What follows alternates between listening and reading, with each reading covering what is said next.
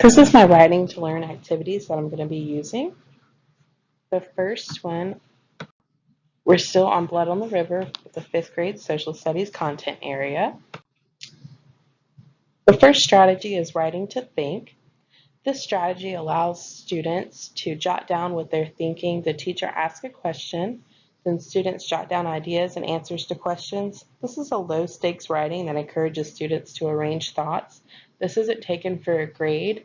It's just almost like a journal where students have a piece of paper and a pen, and teacher will stand up and ask them questions and walk around the room, and the students will just jot down their responses.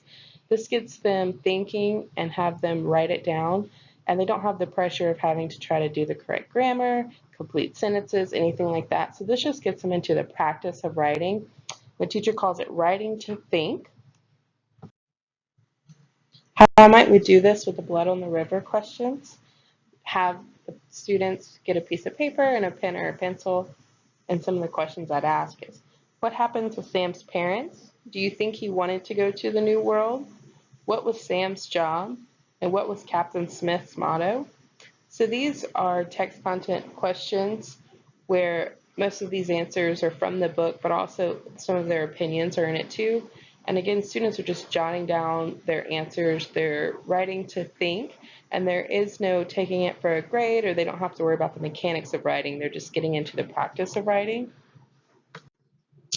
The other strategy that we use is idea exchange. This is where students exchange ideas by writing them on a sheet of paper, then exchanging the paper with another student. The other student will comment on that idea and they'll exchange it again. They can't exchange this paper multiple times until they run out of ideas or run out of feedback. So how you would do it with Blood on the River, I took one of my book club questions. We know that Sam lived, but there was years of his life that are not covered in the book. Imagine you are him and write a paragraph continuing his story and what he did. So the first student will take out the piece of paper and they'll write on it saying their idea of what they thought Sam did, maybe their first step of what they thought Sam did. They'll exchange it with a partner, and the partner will write a comment or feedback. Maybe they think that Sam ran away and fell in love with a Native American girl.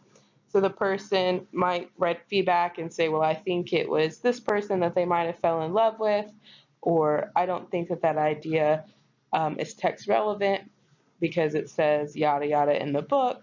So they would just jot down their ideas and exchange it with the partner for feedback. So those are the ideas that we did for writing to think with our text sets from Blood on the River for our fifth grade social studies.